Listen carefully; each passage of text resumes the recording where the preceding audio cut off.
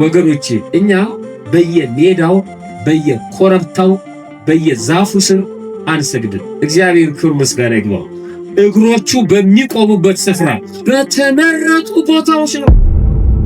ማደሪያዎቹን ፈልገን ነው የምንሰግደው። በጣም የሚገርም ነው።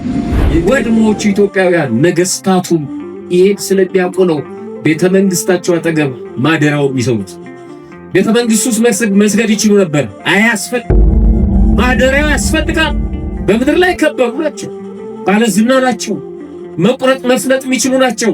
ግን ደግሞ እግዚአብሔር የሚባል አምላክ አለ። ቤተክርስቲያናችን ማንም ሰው በርቶልኛል ተገልጦልኛል ብሎ የሚጮህባት ቦታ አይደለች። እንደፈለገ መናገር አይችልም።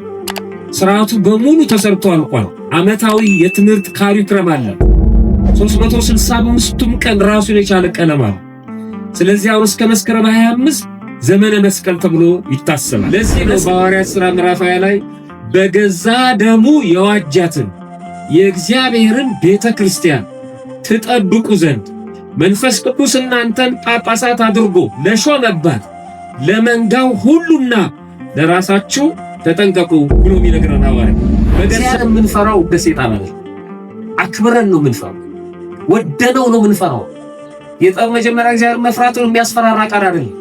ማክበር በጨለማ ሰው ሲኖርም ሰው ሳይኖርም ስንታይም ሳንታይ ቤተክርስቲያኑ ከቤተክርስቲያኑ ውጪ በሁሉም ቦታ እግዚአብሔርን ማክበር መውደድ መፍራት ማለት እሱ።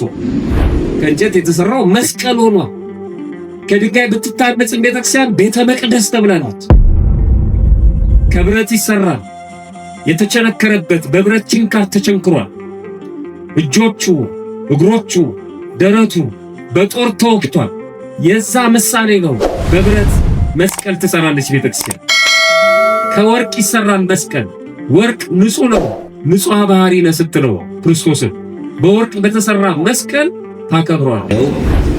ትምህርቱን የሚሰጡን የደብረ ኃይል ራጉኤል ቤተክርስቲያን ሰባኪ ወንጌል የሆኑት መጋቤ ሃይማኖት ምትኩ አበራ ናቸው። ዛሬ እግዚአብሔር ፈቅዶ በመካከላችን ተገኝተዋል። ለመምህራችን ርቱ አንደበት ለእኛም ተረጋግተን የምናደምጥበትን ጸጋና ሀብት መድኃኔዓለም ያድለን። ወደ መጋቤ ሃይማኖት መምህር ምትኩ። በስመ አብ ወወልድ ወመንፈስ ቅዱስ አሐዱ አምላክ አሜን። አዕይንተ እግዚአብሔር ካህናት፣ ሊቃውንተ ቤተ ክርስቲያን አባቶች እና ወንድሞች በዚህ በተቀደሰ ቦታ ከሩቅና ከቅርብ ተገኝታችሁ እግዚአብሔርን ደጅ የምትጠኑት የእግዚአብሔር ልጆቹ የዚህ ታላቅ ሰማዕት የቅዱስ ጊዮርጊስ ወዳጆች ምእመናን እና ምእመናት እንዲሁም ሕፃናት በቅድሚያ በልዑል እግዚአብሔር ስም እንደምን ሰነበታችሁ? እንደምን አረፈዳችሁ? አሜን። ሳይገባን ኃጢአታችንን ሳይመለከት በቸርነቱ በዕድሜያችን ላይ ይህችን ሰዓት ጨምሮ በዚህ በተቀደሰ ቦታ ሰብስቦ እንድንማማር ደግሞ እንድናመሰግነው የፈቀደልን የአባቶቻችን የቅዱሳን አምላክ የእኛም አምላክ ፈጣሪያችን ልዑል እግዚአብሔር ክብር ምስጋና ይግባው። ወደ እግዚአብሔር ማደሪያዎች እንገባለን፣ እግሮቹ በሚቆሙበት ስፍራ እንሰግዳለን። መዝሙር 132 እንደ እግዚአብሔር መልካም ፈቃድ ባለን ጥቂት ደቂቃ የምንነጋገርበት የስብከታችን ርዕስ እግሮቹ በሚቆሙበት ስፍራ እንሰግዳለን የሚል ርዕስ ይሆናል። እስኪ አብረን በለው። እግሮቹ በሉት፣ በደንብ በሉት። እግሮቹ በሚቆሙበት ስፍራ እንሰግዳለን። ቃል እግዚአብሔር ስንሰማ መረጋጋት አንዱ መሰረታዊ ነገር ነው። በጣም ከባድ ነው። ቅድም የሰማዕቱ የቅዱስ ጊዮርጊስ ገድል ሲነበብ የተጋደለው እሱ ነው። ቆሞ ለመስማት ግን በጣም ይፈትናል። እኔ ራሴ ወገቤ በጣም ነበር የተንቀጠቀጠው እና ራሴን እየታዘብኩት ነበር። እንዴት ነው መስማት የሚያቅተው? የተጋደለው እሱ እያለ እንደሱ እንኳን ትንሽ መከራ መቀበል ይከብደን፣ ቆሞ መስማት ገድሉ እና ማንበብ እንዴት ይከብደናል። ራሴን ስወቅስ ነበር። ለካ ዝም ብለን ነው እውነት ለመናገር ማለት ነውና ረዘመ እያልንም እናማርራለን በውስጣችን ማለት ነው። የተጋደለው እኮ እሱ ነው። መስማት እንኳን የሚከብደን ሰዎች አለን። እንደው በተቻለ መጠን ቤተክርስቲያን ስንመጣ ብንረጋጋ 5 ደቂቃ ምን ቆይ ግን እንረጋጋ። በፍርሃት ገብተን በፍርሃት ለመውጣት ብንሞክር ብዙ በረከት ነው ይዘን የምንሄደው። እንዴ መለየት እኮ አለበት። ቀበሌም ስንሄድ፣ ኳስ ሜዳም ስንሄድ፣ ግሮሰሪ ቤተክርስቲያን እኩል ከሆነ እንዴት ይሆናል? እዚህ መፍራት አለብን። የእግዚአብሔር ቤት ስለሆነ እግዚአብሔር ሁላችንም ልቦና ይስጠን። ሁላችንም እንደምናውቀው በክርስትና አስተምህሮ መስቀል ልዩ ስፍራ አለው። የክርስትናችን አርማ ነው። የድህነታችን መሰረት ወይም ምክንያት ነው። በክርስቶስ ደም የከበረ ነዋይ ነው። ቅዱስ ነዋይ ነው። ድል መንሻ የማሸነፊያ ምልክት ነው። ቤተክርስቲያናችን ለመስቀሉ ትልቅ ስፍራ አላት። ያለ መስቀል የምትፈጽመው አገልግሎት የለም።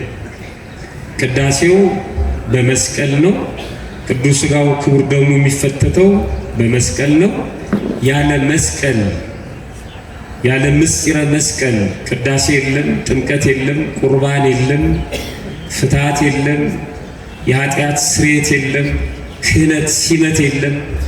ራሷ ቤተክርስቲያንም የለችም ያለ መስቀል። ህንፃ መስራትና ቤተ መቅደስ ማድረግ ይለያያል። ህንፃ ሰርተን በመስቀሉ ባይከብር እና በሜሮን ባይከብር እና ባይባረክ ህንፃው ነው የሚቀረው፣ ቤተ መቅደስ አይሆንም። ጉልላቷን መስቀል ነው፣ መሰረቷን መስቀል ነው። ከመስቀሉ ውጪ መሆን አይቻልም። ራስን መካድ ነው። ሰውም ቢሆን እጁን ግራና ቀኝ ዘርግቶ ሲቆም ምንድነው የሚሰራው ማለት ነው? መስቀል ነው። የፊታችንን ገጽታ ብንመለከተው መስቀል ነው። አይናችን፣ አፍንጫችን፣ አፋችን ያለበት አገጫችን መስቀል ነው። መስቀል ላይ ማላይ ቆመሽ ማንን ታሚያለሽ እንደሚባለው ማለት ራሱ መስቀል ሆኖ የመስቀል ጠላት የሚሆን ሰው እና ያለ መስቀል ምንም ነገር መፈጸም አይቻልም በቤተክርስቲያናችን። አሁን ስለ ነገረ መስቀሉ መነጋገር ያስፈለገበት ምክንያት በኢትዮጵያ ኦርቶዶክስ ተዋሕዶ ቤተክርስቲያን ነገረ መስቀሉ በተለይ በበዓላትን ደረጃ እንኳን ከሌሎቹ በዓላት በተለየ መልኩ ነው የሚከበረው። የመስቀል በዓል እንደው በጥቂቱ በመስከረም ወር ብቻ ከ5 ጊዜ በላይ ወይም 5 ጊዜ ይታሰባል የመስቀሉን በዓል ማለት ነው። የመስቀሉን በዓል በቤተክርስቲያናችን በቁጥር ለሰከንድ ለቅጽበት መስቀል የማይታሰብበት ጊዜ የለም። ነገር ግን በክብረ በዓል ደረጃ በራሱ ቀለም፣ በራሱ ምስጋና፣ በራሱ የምስጋና ስልት ማለት ነው ለማስቀመጥ ለምሳሌ መጋቢት 10 ቀን በየወሩ መስቀል ኢየሱስ ብለን የምናከብረው መስቀሉ ተቆፍሮ የወጣበት ለዓለም የታየበት የተገለጠበት ዕለት ነው መጋቢት 10። እሱን ወደ መስከረም አምጥታ ቤተክርስቲያን ታከብረዋለች። የአብይ ጾም ወቅት ስለሆነ ማለት ነው። የመጀመሪያው መጋቢት 10 ነው። ሁለተኛው መስከረም 10 ነው። መስከረም 10 ደግሞ ወደ ኢትዮጵያ የገባበት ነው። የቀኝ ክንዱ ያረፈበት ግማደ መስቀሉ ማለት ነው። ዛሬ ጊሸን ላይ ያለ እሱ መስከረም 10 ነው። መስከረም 16 ደግሞ ደመራው ነው። ሁላችንም የምናውቀው ማብራራት አይጠበቅብኝም። ሶስተኛው ማለት ነው። አራተኛው ከመስከረም 17 እስከ መስከረም 19 ለ3 ተከታታይ ዕለታት ቅዳሴ ቤቱ ይከበራል። በኢየሩሳሌም መስቀሉ ያረፈበት ቤተ መቅደስና እንደገና ደግሞ ሌሎች የታነጹ አብያተ ክርስቲያናት በንግሥት እሌኒ አማካይነት ቅዳሴ ቤታቸው መከበሩን ይዛ ቤተክርስቲያን በስንክሳሩ ላይ እንደምናነበው ከመስከረም 17 እስከ መስከረም 19 ደግሞ ይከበራል። ልብ አድርጎ መጋቢት 10 1፣ መስከረም 10 2፣ መስከረም 16 3፣ ከመስከረም 17 እስከ መስከረም 19 4፣ እንደገና ደግሞ መስከረም 21 ቀን ጊሸን ላይ መስቀሉ ያረፈበት ነው። ታውቃላችሁ ይሄንን በ1443 ወደ ኢትዮጵያ ከገባ በኋላ በ15ኛው መቶ ክፍለ ዘመን በ1446 ደግሞ ጊሸን ላይ አርፏል መስቀሉ። በአፄ ዘርዓ ያዕቆብ አማካይነት መስቀሌን በመስቀለኛ ቦታ አስቀምጥ የሚለውን ቃል ተሸክመው 3 ዓመት መስቀለኛ ቦታ በመፈለግ ሲንከራተቱ ከቆዩ በኋላ መጨረሻ ጊሸን ላይ አርፏል። አሁን ወደዛ ሄደዋል ወገኖቻችን። አሁን እየተመለሱ ያሉበት ሁኔታ ነው። በሰላም ለቦታቸው ለቤታቸው ያብቃልን። ሆነ በረከት ይዘው ነው የሚመጡት ከመላው ዓለም ከኢትዮጵያ ምድር ወደዛ ስፍራ ሄደው በመስቀሉ ተባርከው ለቤታቸው ለቤተሰቦቻቸው በረከት ይዘው ነው የሚመጡት እና መስከረም 21 ቀን የሚከበረው በዚህ ምክንያት ስንተኛ አልኳችሁ? ይሄ ስንተኛው ነው ማለት ነው? አምስተኛ አይደለም። ስድስተኛው ደግሞ ከመስከረም 14 ጀምሮ እስከ መስከረም 24 ወይም 25 ለ10 ተከታታይ ቀናት በቅዱስ ያሬድ የዜማ ስልት በቤተክርስቲያናችን ዘመነ መስቀል ተብሎ ይታሰባል ማለት ነው። መስከረም 1 ቅዱስ ዮሐንስ ርዕሰ አውደ ዓመት ነው። ከመስከረም 1 እስከ መስከረም 7 ዮሐንስ ተብሎ ይጠራል። መስከረም 8 ዘካርያስ ነው ካህኑ የመጥምቀ መለኮት ቅዱስ ዮሐንስ አባት። ከመስከረም 9 እስከ መስከረም 14 ዘመነ ፍሬ ተብሎ ይጠራል። ከዛ ከመስከረም 15 እስከ መስከረም 25 ደግሞ ዘመነ መስቀል። ቤተክርስቲያናችን ማንም ሰው በርቶልኛል ተገልጦልኛል ብሎ የሚጮህባት ቦታ አይደለች። እንደፈለገ መናገር አይችልም። ስርዓቱ በሙሉ ተሰርቶ አልቋል። ዓመታዊ የትምህርት ካሪኩለም አላት። 365ቱም ቀን ራሱን የቻለ ቀለም አለ። ስለዚህ አሁን እስከ መስከረም 25 ዘመነ መስቀል ተብሎ ይታሰባል። ከመስከረም 26 እስከ ህዳር 6 ደግሞ ወርሃ ጽጌ ነው። ማህሌተ ጽጌ የጽጌ ምስጋና በጽጌ የተመሰለችው እመቤታችን ቅድስት ማርያም መሆኗ ይታወቃል። ወርሃ ጽጌ ነው። አንዳንድ ሰዎች ጾመ ጽጌ ብለው ይጠሩታል። ጾመ ጽጌ የሚባል በቤተክርስቲያናችን የለም፣ ግን መጾም ይቻላል። የጽጌን ጾም ሰዎች በዚህ በወርሃ ጽጌ ማለት ነው ይጾማሉ። የፈቃድ ጾም ሁለት ነገር እያደረጉ መጾም አለባቸው የሚጾሙ ሰዎች። አንደኛ እየሰማችሁ ነው ማለት በዚህ በወርሃ ጽጌ ማለት ነው የጽጌ ጾም የለም። ወርሃ ጽጌ ነው፣ ዘመነ ጽጌ ነው። የእመቤታችን ስደት እናስባለን። ግን እየጾምኩ ላስብ የሚል ሰው ካለ ቤተክርስቲያን ታበረታታዋለች፣ አትነቅፈው። ሁለት ነገር ግን ማድረግ አለበት። አንደኛ ጾም ነው ብሎ ማወጅ የለበትም። እኔ ጾመኛ ነኝ ብሎ መናገር የለበትም። መስማማት አለበት። አንዳንድ ሚስቶች ባሎቻቸውን ሳያማክሩ ጾም ነው ይላሉ ብድግ ብለው። ነውር ነው።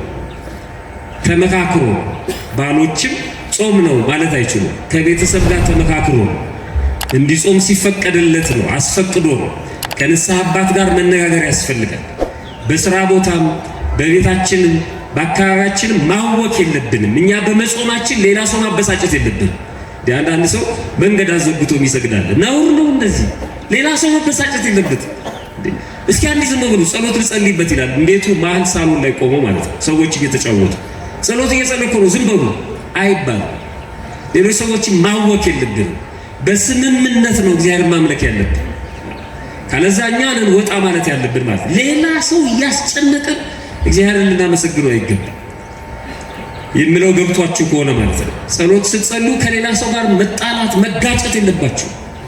ምንድነው ያስኩት ጸሎት አይደለም አይታየም እንደያሉ ተደባደው ደግሞ እንደገና እግዚአብሔር ለማመስገን ይሞክራሉ። አሁን እንደዚህ በዓለም ሲሆን ወራይ በዓል መሳለሚያው በር ላይ ወድቀው ይሰግዱና እዛው ላይ ተደፍተው ጸሎት የሚያደርጉ ምዕመናን ሰው ሊሳለም ቆሟል።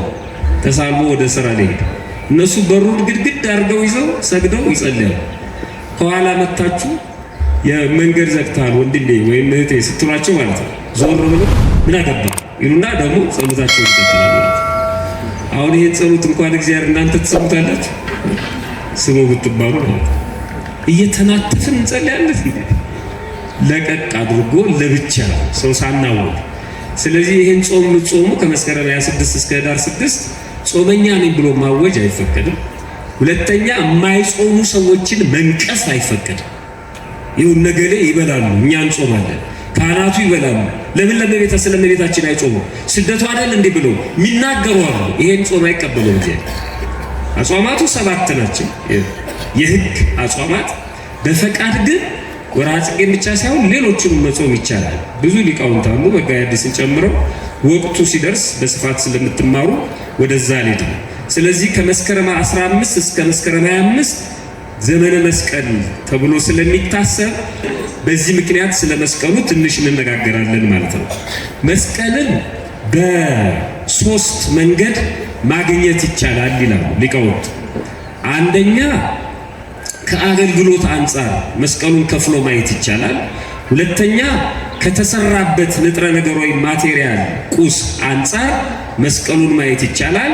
ሶስተኛ ከቅርጹ ከመልኩ ከዲዛይኑ አንፃር ደግሞ መስቀሉን ማስቀመጥ ይቻላል ይላል። ወደዛ ዝርዝር አልሄድም። ለመግቢያ ያህል ግን ለምሳሌ ከአገልግሎት አንፃር መስቀልን ስንመለከት በአገልግሎት ማለት ነው የአንገት መስቀል የምንለው አለ፣ የእጅ መስቀል የምንለው አለ፣ የመጾር መስቀል የምንለው አለ፣ እርፈ መስቀል ደግሞ የምንለው አለ።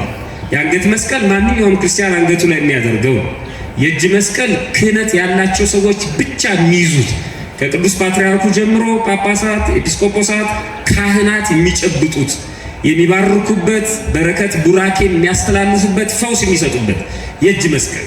አንዳንድ ሰዎች የእጅ መስቀልን አንገታቸው ላይ የሚያደርጉ ሰዎች ነው። ሰይጣን ትልቅ መስቀል ስላለ የሚፈራ ትንሽ መስቀል ሲያይ ደግሞ የሚዳፈር አይደለም። እኛ በብዛት ስለምናምን ነው አይደል? የቅዳሴ ጸበል እንኳን ትንሽ ጠብ ሲደረግልን ሙላው ብለን እንከራከራለን። ብዙ ሲሆን የሚያድነን ይመስለናል። ትልቅ መስቀል አንገት ላይ ስላሰርክ አይደለም። የአንገት መስቀል አለ፣ የተሰራ የተከረከመ የተዘጋጀ የምንሳለምበት ነው የእጅ መስቀል ማለት ነው። ይሄንን በደንብ ማወቅ አለባችሁ። ከዛ የመጾር መስቀል ደግሞ አለ። ዲያቆናቱ በቅዳሴ ጊዜ የሚይዙት ዲያቆኑ የሚይዘው ማለት ነው። በኪዳን ጊዜ ወይም በቅዳሴ መጨረሻ ላይ ካህኑ በሱ ይባርከናል ሁላችንንም ማለት ነው። የቆማችሁ ሰዎች ራሳችሁን ዝቅ ዝቅ አድርጉ ይልና ቡራኬ ያስተላልፍልናል ማለት ነው። ይሄም ራሱን የቻለ ስርዓት አለው። ቀጥሎ ዲያቆናት ቅዱስ የሆነውን የክርስቶስን ደም የሚያቀብሉበት እርፈ መስቀል የሚባላል።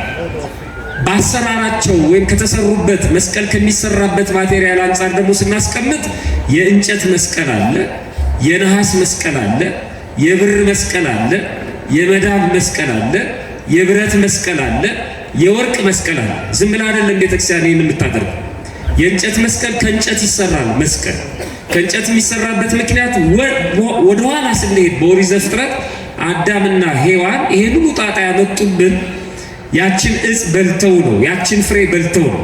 በእጽ አማካይነት የመጣውን ሞት፣ ኃጢአት፣ መርገም በእጽ ላይ ወይም በመስቀል ላይ ተሰቅሎ እንዳጠፋልን ለማጠየቅ በእንጨት መስቀል መሰቀሉን ለማጠየቅ ከእንጨት መስቀል ሰርታ ቤተክርስቲያን ክርስቶስን ታከብረዋለች። አንዳንድ ሰዎች ይህን ሊነግሩንና ሊንቁን ይሄን ተናግረው ሊያጣጥሉ የመስቀሉን ነገር ሊንቁ የሚሞክሩ ሰዎች አሉ። ለምንድን ነው በእንጨት የምንሳለመው? ለምንድን ነው እንጨት የምንስበው? ለምንድን ነው እንጨት የምናመልከው የሚሉ ሰዎች አሉ። መስቀሉ እንጨት አይደለም፣ የተሰራው ከእንጨት ነው። ትክክል ነው፣ ግን እንጨት አይደለም የሚባለው። ራሳቸው በህይወታቸው የሚሉት ብዙ ነገር እኮ አለ።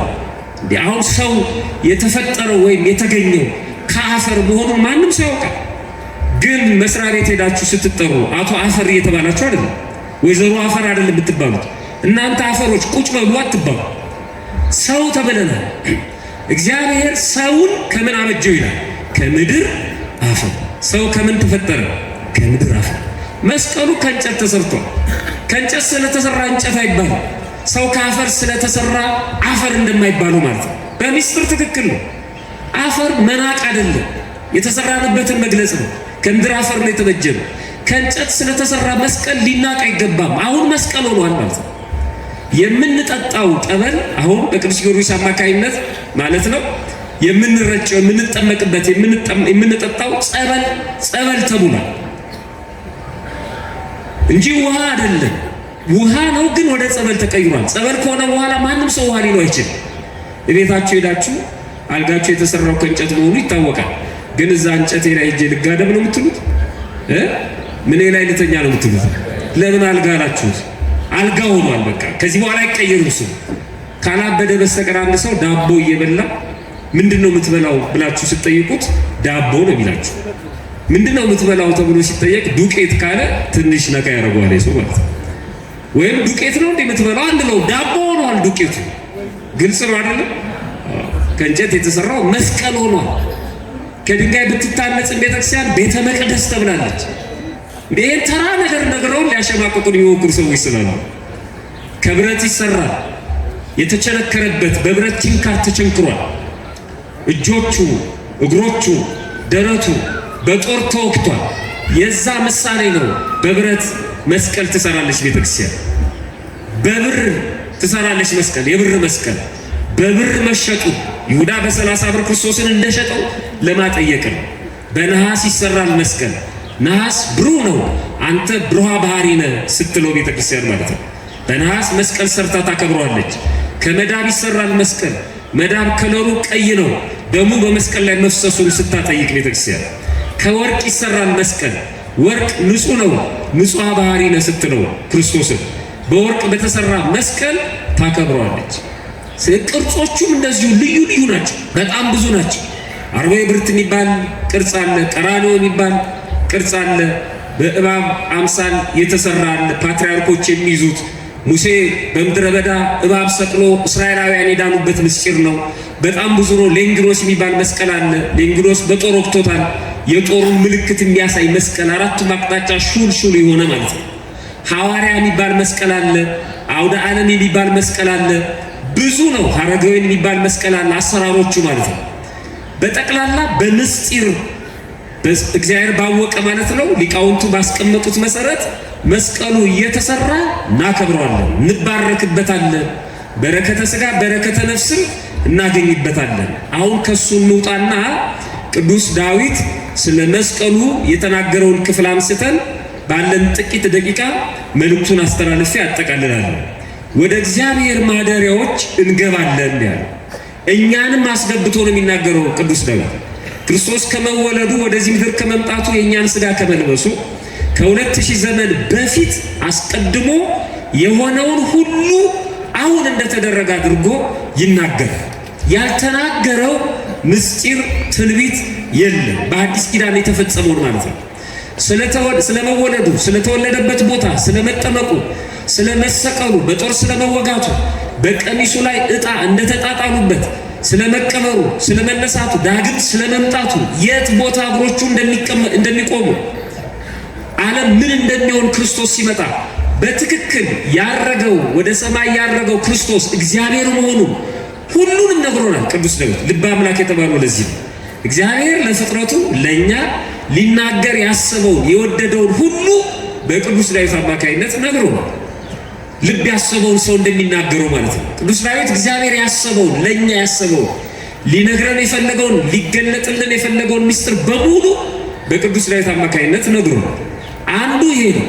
ወደ ማደሪያዎቹ እንገባለን፣ እግሮቹ በሚቆሙበት ስፍራ እንሰግዳለን። አንደኛ 3 ነገሮችን ነው የሚነግረን ቅዱስ ዳዊት በዚህ አንቀጽ ማለት ነው። ወደ ማደሪያዎቹ እግዚአብሔር ወደሚያድርባቸው ወደ እግዚአብሔር ማደሪያዎች እንገባለን። ገብተን ዝም አንልም።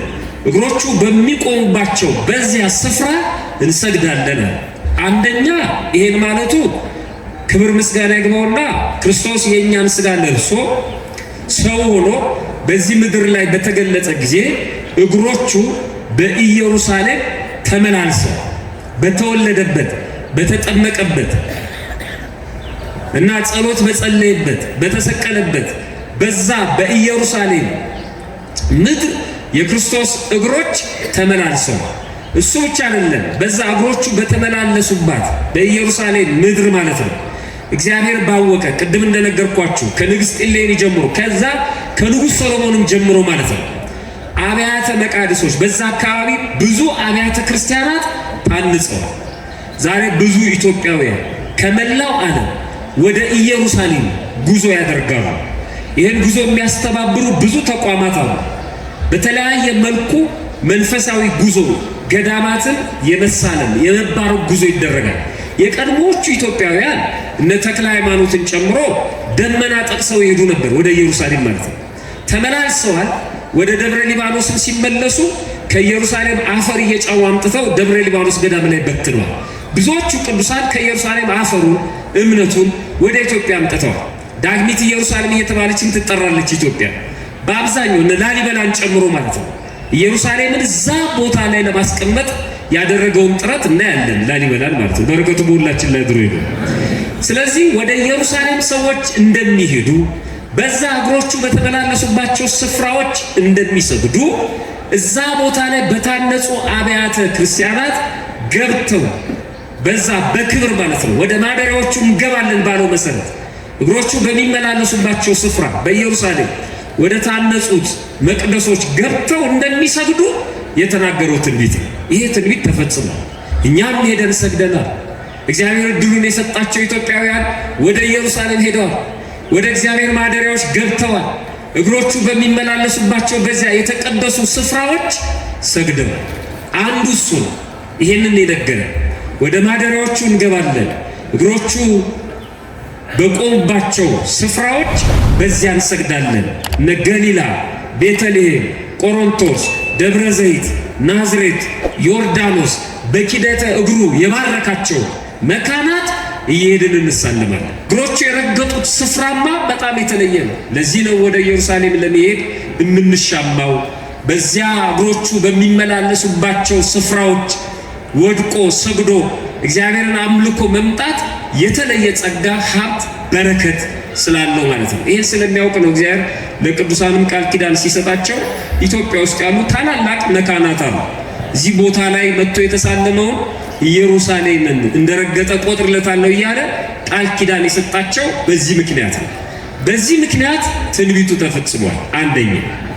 ሁለተኛ ወደ ማደሪያዎቹ እንገባለን፣ እግሮቹ በሚቆሙበት ስፍራ በዚያ እንሰግዳለን ማለት ክርስቶስ በተሰቀለ ጊዜ በመስቀሉ ላይ ሳለ የፈሰሰውን ደሙን ቅዱሳን መላእክት ኡራኤልን ጨምሮ ማለት ነው መሪው እሱ ሆኖ በብርሃን ጽዋ ደሙን ተቀብለው በብርሃን ጭራ በዓለም ላይ በሙሉ ነስተውታል፣ በትነውታል ወይም ረጭተውታል ደሙን ማለት ነው። እግዚአብሔር ባወቀ ያ ደም በነጠበበት ቦታ ሁሉ ቤተ ክርስቲያን ትሰራለች። ምክንያቶቹ ብዙ ሊሆኑ ይችላሉ። የእግዚአብሔር ፈቃዱ ግን ደሙ በነጠበበት ቦታ ላይ ነው ቤተ ክርስቲያን የምትሰራው። ለዚህ ነው በሐዋርያት ሥራ ምዕራፍ 20 ላይ በገዛ ደሙ የዋጃትን የእግዚአብሔርን ቤተ ክርስቲያን ትጠብቁ ዘንድ መንፈስ ቅዱስ እናንተን ጳጳሳት አድርጎ ለሾመባት ለመንጋው ሁሉና ለራሳችሁ ተጠንቀቁ ብሎ የሚነግረን ሐዋርያ። በገዛ ደሙ ተዋጅታለች። የተመሰረተችው በደሙ ነው። በደሙ ላይ ነፃ የወጣችው በደሙ ነው። አንደኛ እቺ ቤተ ክርስቲያን፣ ሁለተኛ የክርስቲያኖች ህብረት፣ ሶስተኛ የአንድ ክርስቲያን ሰውነት በደሙ ተዋጅቷል። ስለዚህ የክርስቶስ ደም ነጥቧል እዚህ ቦታ ላይ ማለት ነው። እሱም ነው የሚለን ወደ ማደሪያዎቹ እንገባለን፣ እግሮቹ በቆሙበት ስፍራ ደሙ በነጠበበት ቦታ እንሰግዳለን። ወገኖቼ እኛ በየሜዳው በየኮረብታው በየዛፉ ስር አንሰግድም። እግዚአብሔር ክብር ምስጋና ይግባው። እግሮቹ በሚቆሙበት ስፍራ አመስግኑት፣ በደንብ አመስግኑት። ተመስገኑ። በተመረጡ ቦታዎች ነው። ማደሪያዎቹን ፈልገን ነው የምንሰግደው። በጣም ይገርም ነው። ወደ ማደሪያዎቹ እንገባለን። ዓለም ግራ ገብቶታል። በየቦታው ይሰግዳል፣ በየኮረብታው ይሰግዳል፣ በየተራራው ይሰግዳል፣ በየጎረምሳው እግር ስር ይሰግዳል፣ በየጠንቋዩ ቤት ይሰግዳል፣ በየባለስልጣኑ ቢሮ ይሰግዳል። ግራ ገብቶታል። የሚሰግድበትን ቦታ አጥቶታል። ወደ ማደሪያዎቹ ይገርም። በደሙ በከበረችው ቤተክርስቲያን ምን መጣው? ለዚህ ነው ወደ ቤተክርስቲያን ምን መጣው ወገኖች፣ ለዚህ ነው ምን መጣው። ማደሪያውን ፈልገን ምን መጣው። የቀድሞዎቹ ኢትዮጵያውያን ነገስታቱ ይሄን ስለሚያውቁ ነው ቤተ መንግስታቸው አጠገብ ማደሪያውን የሚሰሩት። ቤተ መንግስቱ ውስጥ መስገድ ይችሉ ነበር። አያስፈልግም፣ ማደሪያው ያስፈልጋል። ቤተ መቅደሱ ታከው ቤተ መቅደስ የሚሰሩት ለዚህ ነው። በምድር ላይ ከበሩ ናቸው፣ ባለዝና ናቸው፣ መቁረጥ መፍለጥ የሚችሉ ናቸው። ግን ደግሞ እግዚአብሔር የሚባል አምላክ አለ። የት ሆነው ነው የሚሰግዱለት? ማደሪያው አጠገባቸው ይሰሩ ነበር። የእግዚአብሔርን ማደሪያ መስራት እንጂ ማፍረስ አልተማርንም እኛ። የእግዚአብሔርን ማደሪያ ፈልጎ መስገድ እንጂ ከማደሪያው ውጪ መስገድ አልተማርንም። በደንብ መጠንቀቅ አለብን። በደንብ የትም ይሄን ሰውነት አንደፋው ሄደን የትም ይሄን ጉልበት አናንበርክከው ማደሪያውን ፈልገን የእግዚአብሔር ማደሪያ። እንዴት ጠንቋይ ቤት ሄዶ ሰው ይሰግዳል? እንዴት ለቃልቻ ይሰግዳል ሰው? እንዴት መጠንቀቅ አለብን። እንዴት እንደኛ ሰው ለሆነ ሰው ትሰግድለታለህ? ስለሚሰጥ ብልጭልጭ ነገር፣ ስለሚሰጥ ሆድን ስለሚሞላው ነገር ማለት ነው። እንዴት በአፍም በመጣፍም የለም። ወደ ማደሪያዎቹ ለዚህ ነው ቤተ መቅደሱን ፈልገን እንሰግዳለን፣ ቤተ መቅደሱን እናንጻለን፣ ቤተ መቅደሱን እናከብራለን፣ ወደ ቤተ መቅደሱ እንገባለን፣ በቤተ መቅደሱ እንሰግዳለን። የዚህች ቤተክርስቲያን ልጆች ያደረገ እግዚአብሔር ክብር ምስጋና ይግባው። እግዚአብሔር ይመስገን። እግሮቹ በሚቆሙበት ስፍራ በዚያ እንሰግዳለን ማለቱ እግሮቹ የቆሙበትን ስፍራ የሚነግረን መስቀሉን የመጨረሻ ማለት ነው። ክብር ምስጋና ይግባውና ክርስቶስ በመስቀል ላይ ከቀኑ 6 ሰዓት ጀምሮ አይደለም ከመስቀል እስከሚወርድ ድረስ ለ3 ሰዓት በመስቀሉ ላይ እግሮቹ ቆመዋል። አንዳንድ ሰዓሊያ የመስቀሉን ነገር ሲስሉልን በተሳሳተ መንገድን ስዕሉን የሚያስቀምጡ ሰዎች አሉ። አንደኛ ክርስቶስ የተሰቀለበት መስቀል ከእግሩ ስር መቆሚያ ወይም ድጋፍ አድርገው የሚስሉ ሰዎች አሉ። ድጋፍ አድርገው እንደው አይሁድ እንዲህ አይነት ቸርነት አሁን ይኖራቸዋል ብላችሁ ታስባላችሁ? መደገፊያ አድርገውለት ለእግሩ እንዲመች አላደረጉም፣ ድጋፍ አላደረጉም። ሁለተኛ ሁለቱን እግሮቹን አለያይተው ተቸንክረው የሚያሳዩን ሰዎች አሉ። አይደለም እንደሱ አይደለም። መስቀሉን መጀመሪያ አጋድመውታል። ከዛ በኋላ ክርስቶስን አምጥተው መስቀሉ ላይ ነው ያስተኙት። መስቀሉን ከተከሉ በኋላ አይደለም የሰቀሉት። ስለዚህ ለነሱ በደንብ ነው የሚመቻቸው። እሱን ነው የሚያሰቃዩት እንጂ ለመቸንከር በደንብ ነው የሚመቻቸው። አመቻችተው ነው በጀርባው ያጋድሙት መስቀሉ ላይ። ከባድ ነው። እጆቹን በግድ ግራና ቀኝ ወጥረው ነው በችንካር የመቱት። አንዳንድ በየቤቱ ፊልም እያልን አንዳንድ ደግሞ ዘማሪያንም እንደተወደደልን ብለው በየመዝሙራቸው መሃል የሚያሳዩት የክርስቶስ ፊልም አለ። እነዚህ ሆሊውዶች የሰሩት ማለት ነው። እና ሲቸነከር ብሎ ይጮሃል። እንደዚህ አልጮህም ክርስቶስ። ይሄ ማለት እኮ ተውኝ ማለት ነው። ሲገረፍ አልጮህም። ለምንድን ነው የጮኸው? በሸላቾቹ ፊት ዝም እንደሚል በግ አፉን ምን አላደረገም? አልከፈተም።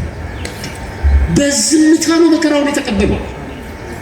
መከራው እኮ ለኛ ድህነት ነው። ተውኝ ባካችሁ እያለ አይደለም የተቀበለው ክርስቶስ። እንዲህ አይደለም፣ ጸጥ ብሎ ነው። አላወካቸው።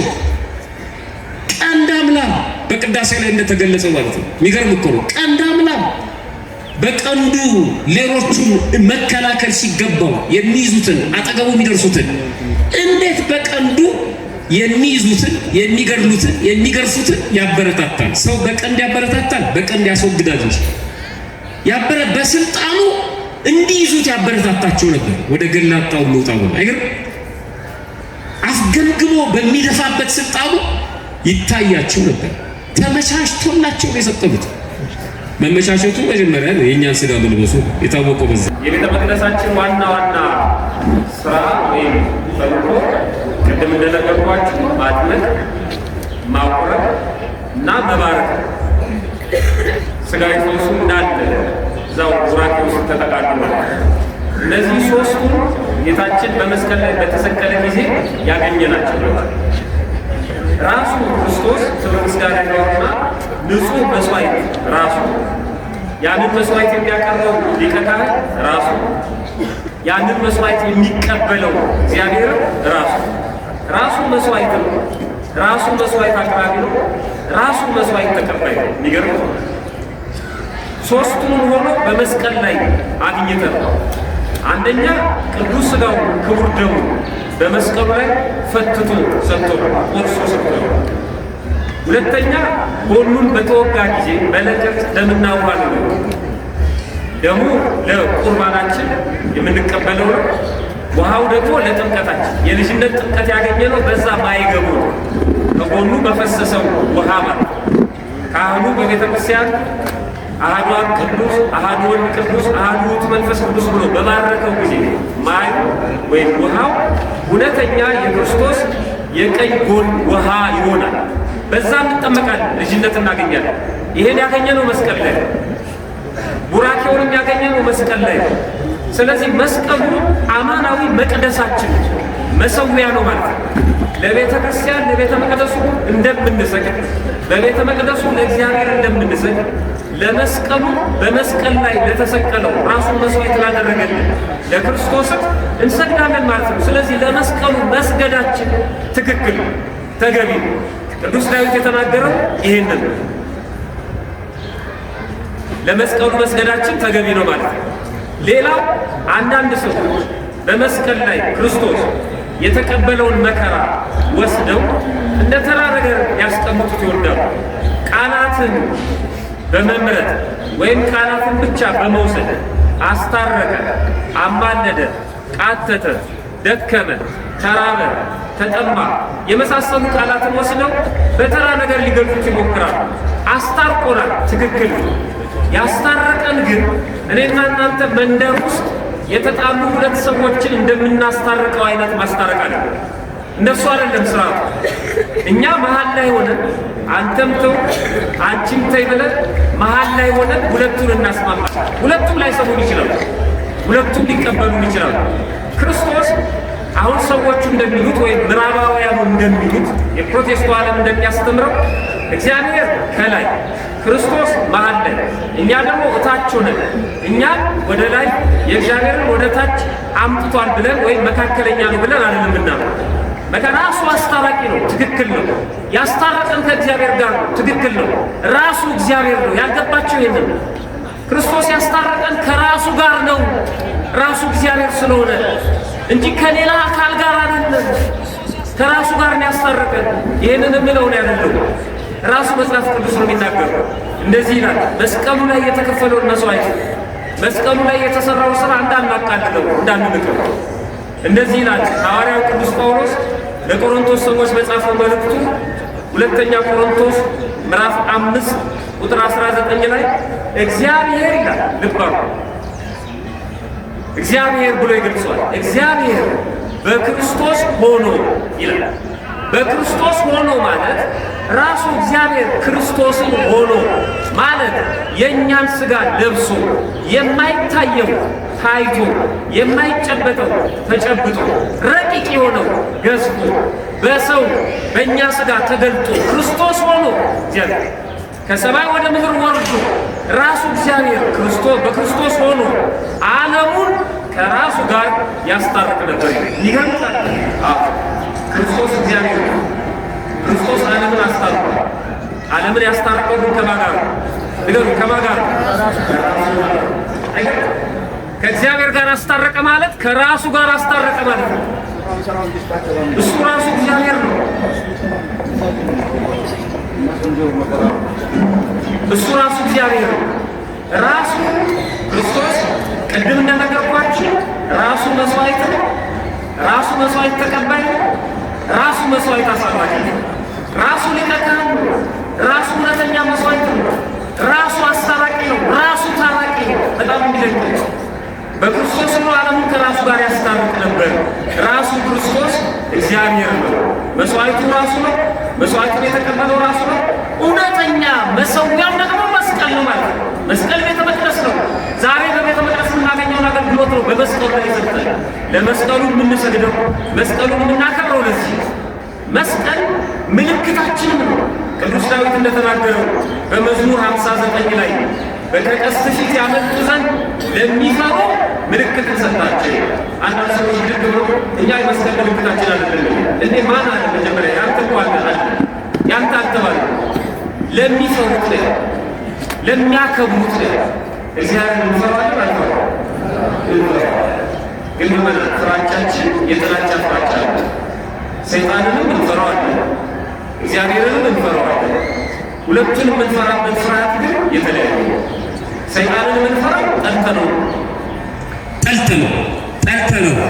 ያጠፋናል፣ ይገድለናል፣ ይቀስፈናል ብለን እግዚአብሔርን የምንፈራው ግን ወደነው አክብረነው። ሁለት አይነት አባቶች አሉ መንደር ውስጥ። እኔ አንድ የሳይኮሎጂ ባለሙያ የስነ ልቦና አማካሪ ጓደኛ አለኝ እና የቤተክርስቲያን ልጅ እና ያጋጠመውን ነገር ሲነግረኝ ጉባኤ ጋብዤው እኛ ጋር አብሬ አንድ ልጅ አባትየው ሌላ ሱስ ውስጥ ገብቶ ልጁ ማለት ነው ሌላ ችግር ውስጥ ገብቶ እንዳማክር አባትየው አዘዘኝና ልጁን እያናገርኩት እያለ ሁሉንም ነገር ነገረኛል። ባለሙያ ስለሆነ ማለት ነው። በደንብ አወጣጥ 3 ጊዜ 4 ጊዜ ራሴን ለማጥፋት ሞክሬ ነበር። ቤተሰቦቹ አያውቁም። ይሄ 3 4 ራሴን ላጠፋ ሞክሬ ነበር። ራሴን ላጠፋ ስል የሚመልሰኝ ግን አለ አባቴ ለኔ ያለው ፍቅር ነው። በጣም ስለሚወደኝ እኔን ቢያጣ እንደምጎዳ ስለማውቅ ነው ራሴን ከማጥፋት የታቀብኩታል። ቢጠላው ስለሆነ አባቱ አይ ልጆቻችሁ ላይ እንዴት ናችሁ? ይጠላችኋል? ልጃችሁ ይፈራችኋል? እግዚአብሔር የምንፈራው እንደ ሰይጣን አይደለም። አክብረን ነው የምንፈራው፣ ወደነው ነው የምንፈራው። የጠብ መጀመሪያ እግዚአብሔር መፍራት ነው፣ የሚያስፈራራ ቃል አይደለም። ማክበር በጨለማ ሰው ሲኖር ሰው ሳይኖር ስንታይ ሳንታይ ቤተክርስቲያን ከቤተክርስቲያን ውጪ በሁሉ ቦታ እግዚአብሔርን ማክበር መውደድ መፍራት ማለት እሱ ለሚፈሩት ነው ያለው። ለሚያከብሩት ከቀስት ፊት እንዲያመልጡ ከተወረወረ ቀስት ጫፉ ላይ መርዝ ተቀብቶ ከሚተኮስ ከማናቀው ከሚዶለት ከሚሴር ሴራ ከሚዶለት ዱለታ ከሚመከር መጥፎ ምክር ከሚወነጨፍ ቀስት እንዲያመልጡ ለሚፈሩ ሰዎች ምን ሰጣቸዋል? ምልክት። ያ ምልክታችን ምንድነው? መስቀል ነው። ምናማተው ለዚህ ነው። በካህኑ እጅ ስናይ ወድቀን ምንሳለመው ለዚህ ነው። መስቀል ኃይላችን ነው ብለን የምንጸልየው ለዚህ ነው። ከብዙ ቀስቶች ነው ያድነን። በተለይ በኢትዮጵያ ውስጥ ቀስት የማይወነጭፋል እንዴ? ያውም በቤተ ክርስቲያን ላይ ከዚህ ሁሉ ቀስት የምታመልጠው ቤተ ክርስቲያን በመስቀል ነው። ጉልላቷ ላይ ባለው መስቀል፣ በተመሰረተችበት መስቀል፣ በምታከብረው መስቀል፣ በምትመካበት መስቀል፣ የክርስቶስ ደም በፈሰሰበት መስቀል፣ በባል ደረጃ ራሱ የተለየ ነው መስቀል ማለት ነው። ምልክታችን ነው። በመጨረሻ ግን መስቀል ፍቅር ነው። መስቀል ሰላም ነው። መስቀል አንድነት ነው። መስቀል ሁለመናችን ነው። በመጨረሻ መስቀል መከራ ነው። መከራ ነው። እንደውም እሱን እያሳየን ይመስለኛል። አሁን ስለ መስቀል ስንነጋገር የተረባበሽ መስቀል መከራ ነው። መከራውን ማሰብ አለብን። ራሱ ክርስቶስን የነገረን በማርቆስ ወንጌል ምዕራፍ 8 ላይ ነግሮናል። ደቀ መዛሙርቱን ከሕዝቡ ጋር ጠራቸው ይላል። ጠራቸውና እኔን መከተል የሚፈልግ ቢኖር አለ አንደኛ ራሱን ይካድ፣ ሁለተኛ መስቀሉን ይሸከም። መስቀሉን ተሸክሞ ነው እኔን መከተል የሚፈልገው የሚችለው። ራሱን ክዶ ነው እኔን መከተል፣ ከኔ ጋር መኖር፣ እኔን መከተል፣ እኔን ማመን፣ ከኔ ጋር መጽናት፣ ከኔ ጋር መሆን የሚፈልግ ራሱን ይካድ። ራሱን አይኮፍስ፣ አይመጻደቅ፣ አይተብት፣ በሀብቱ በስልጣኑ በጉልበቱ እሱን ይተውና መስቀሉን ይሸከም። መስቀል መከራ ነው። በመስቀሉ አማካይነት በክርስትናችን ምክንያት የምንቀበለውን መከራ መሸከም አለብን። ልክ ክርስቶስ እንደተሸከመው የተሰቀለበትን የተሸከመው ሕማማተ መስቀል ምንለው እሱ ነው። መከራውን ማለት ነው። በዝምታ ነው መከራውን የተቀበለው። ስለ ሀገር የሚከፈል መከራ፣ ስለ ቤተሰብ የሚከፈል መከራ፣ ስለ ትዳር የምትከፍሉት መከራ፣ ስለ ልጆቻችሁ የምትከፍሉት መከራ፣ ስለ ስራችሁ የምትከፍሉት መከራ፣ ስለምትወዱት ወዳጃችሁ፣ ስለ ቤተ ክርስቲያን፣ ስለ ሃይማኖታችሁ፣ ስለ ማተባችሁ ሊተፋባችሁ ይችላል። ልትጠሉ ትችላላችሁ። ክርስቲያን በመሆናችሁ ብቻ የጎሪጤዋችሁ ልክ ክርስቶስ እንደተቀበለው መከራ ተሸከሙት ይላል። እንዳጥሉት። አሁን የምናስበው ሰማዕቱ ቅዱስ ጊዮርጊስ የዚህ አብነታችን ነው። ተሸከመው እኮ የብረት ጫማ አደረገ፣ በእሳት ተለበለበ፣ በሰይፍ ተመተረ። ተሸከመው ስለ ክርስቶስ። የእሱ መከራ ይሄ ከክርስቶስ ጋር ለመቆጠር ከክርስቶስ ጋር ለመኖር መሸከም ግድ ነው። እኛ ግልምጫ ነው የምንፈራው አይደለም። እኛ ዛቻ ነው የምንፈራው። ሌላ ብዙ ነገር አለ። መስቀል መከራ ነው። የሚገርማችሁ ይሄን የነገራቸው ክርስቶስ መስቀሉን ተሸከሙ መከራውን ቻሉ ብሎ የነገራቸው አብልቶ አበርክቶ ከመገባቸው በኋላ አስደስቶ ሲጨርስ ነው። ብዙ ሕዝብ ይከተለው ነበር። የ3 ቀን ጉባኤ ነበር ይላል። ወደ ላይ ከፍ ብላችሁ አንብቡት የማርቆስ ወንጌል ምዕራፍ 8 እና ይሄ ሕዝብ እንደ ራበው እንዲሄድ አልፈልግም ማለት ክርስቶስ 3 ቀን ከኔ ጋር ቆይቷል ስለ ነፍሱ ሲማር። ስለዚህ ምግብ የለውም። መንገድ ላይ በረሃብ በጠኔ እንዲወድቅ አልፈልግም። የሚበላውን አምጡ አላቸው ሐዋርያት። ጨነቃቸው። ከ5000 ሕዝብ በላይ ነው። አንደኛ አሁን ያለነው ለከተማ ቅርብ አይደለም፣ መንደርም የለም። ምግብ ገዝተን እንኳን እንዳናመጣ በእኛ እጅ ደግሞ ምግብ የለም። ለምንም እንዳናበላቸው ከመንደሩ ርቀናል። ምንም የለም ማለት ምንም። እጃችሁ ላይ ምን አለ? 7 እንጀራ ብቻ እና ጥቂት አሳ። እሱን ወደ እኔ አምጡታል። አንዳንድ ሰዎች እንደዚህ አይደለም። አሁን እቺ ምን አረጋታለሁ ምን እንላለን? አምጡት ይላል እግዚአብሔር። እሱን ወደ እኔ አምጡት። አምጡት ማለት ትታችሁ ሂዱ ማለቱ አይደለም። ልባርክላችሁ ያለ ነገር አምጡና ለኔ ስጡኝ ባርኬ እሰጣችኋለሁ። እሱን አምጡት አላቸው። አይበቃም ብለው ተስፋ የቆረጡበትን የለንም ያሉትን 7 እንጀራ አምጡት አላቸው። አመጡና ሰጡት። ባረከው ይላል፣ ቆረሰው ይላል።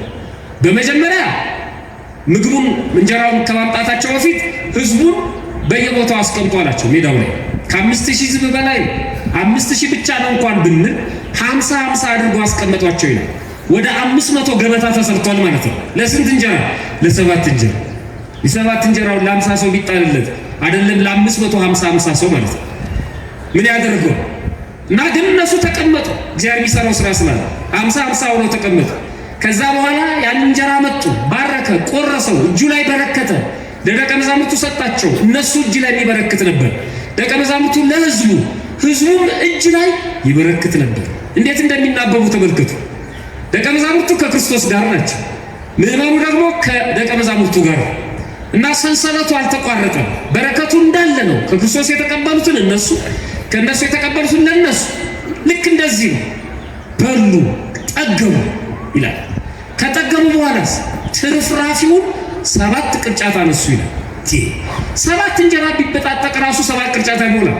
1 ቅርጫትም አይሞላም፣ አይሆንም። 7 እንጀራ በልተው ጠግበው ይላል። ከእግዚአብሔር ጋር ከሆን ምን ችግር አለ? ከበሉ ከጠገቡ ከተደሰቱ በኋላ እንዳይዘናጉ ከኔ ጋር እስከ መጨረሻው መጽናት ከፈለጋችሁ መስቀሌን ተሸከሙ አላቸው። ይህን ካልተሸከማችሁ አትኖሩ። በክርስትናችሁ ምክንያት የሚያጋጥማችሁን መከራ ቻሉት። የወር ቁርጠት ነው እኛ የሚያንደፋድፈን፣ የራስ ፍልጠት ነው። ቅዱስ ጊዮርጊስ እውነት የለህም እንለዋለን። ራሳችንን አሞን ሊሆን ይችላል። አስቡ፣ በክርስትናችሁ ምክንያት የምትቀበሉት መከራ ብዙ አለ። ከዚህ ስለደመርከን እናመሰግናለን እያልን መቀበል አለብን። መጽሐፍ ቅዱስም ይሄንን ነው የሚለን። ነገር ግን ይላል አንደኛ ጴጥሮስ ምዕራፍ 3 ቁጥር 14 ላይ ነገር ግን ስለ ጽድቅ እንኳ መከራ ብትቀበሉ ብፁዓን ናችሁ። ይገርም። ስለ እውነት ስለ ክርስትና መከራ ብትቀበሉ ብፁዓን ናችሁ። ቁጥራችሁ ከነ ቅዱስ ጊዮርጊስ ነው የሚሆነው ማለት ነው። ትታሰባላችሁ፣ ብፁዓን ናችሁ፣ ሙዳን ናችሁ። ማስፈራራታቸውን አትፍሩ፣ አትናወጡ ይላል። አቤት ማስፈራራት በቤተ ክርስቲያን ላይ! አቤት ማስፈራራት በክርስትናው ከብዙ ወገን ማስፈራራት በቅዱሳን ላይ በምናምነው እምነት አትፍሩ። ብትጠሉ አይነቃችሁ፣ ብፁዓን ናችሁ። የእግዚአብሔር ፈቃድ እንዲህ ቢሆን ክፉ ስለማድረግ ሳይሆን በጎ ስለማድረግ መከራን ብትቀበሉ ይሻላችኋል አላለቀች። መልካም እየሰራችሁ መከራ ብትቀበሉ ይሻላችኋል። መስቀሉ እሱ ነው። ፈጣሪያችን በቸርነቱ ሰምቶ ከመጥፋት ያድነን፣ በብርሃን መስቀሉ ይጠብቀን። ለብርሃነ መስቀሉ እንዳደረሰን ለብርሃነ ልደቱም ደግሞ አድርሶን ለማመስገን ያብቃን። ይቆየን። ወደ ማደሪያዎቹ እንገባለን፣ እግሮቹ በሚቆሙበት ስፍራ እንሰግዳለን በሚል ኃይለ ቃል መጋቢ ሃይማኖት መምህር ምትኩ ተነስተው በእውነት እየገባን እየተረዳ ነው በሚገባ አስተምረውናል። ቃለ ሕይወት ያሰማልን። አውቀንም ይሁን ሳናውቅ በእያንዳንዱ የዕለት ተዕለት እንቅስቃሴያችን የምናጠፋቸውን ጥፋቶች ነቅሰው መጽሐፍ ቅዱሳዊ ቅርጽ አስይዘው በሚገባ ነግረውናል። መስቀል በ3 እንደሚከፈል እንዲሁም የመስቀል አይነቶቹን በሚገባ ነግረውናል፣ አስተምረውናል። መስቀል ሲነሳ ደግሞ መከራ ክርስቶስም መስቀለ ክርስቶስም ይነሳልና የክርስቶስን መከራ በዛው በሚገባ አሳይተውናል። የተነሱበትን የመጽሐፍ ቅዱስ ኃይለ ቃል በሚገባ አብራርተው ነግረውናል። በመጨረሻ መስቀል ሰላም ነው፣ ፍቅር ነው፣ እንዲሁም መከራ ነው ነግረውናል፣ አስተምረውናል። ቃለ ሕይወት ያሰማል። የአገልግሎት ዘመናቸውን ይባርክልን።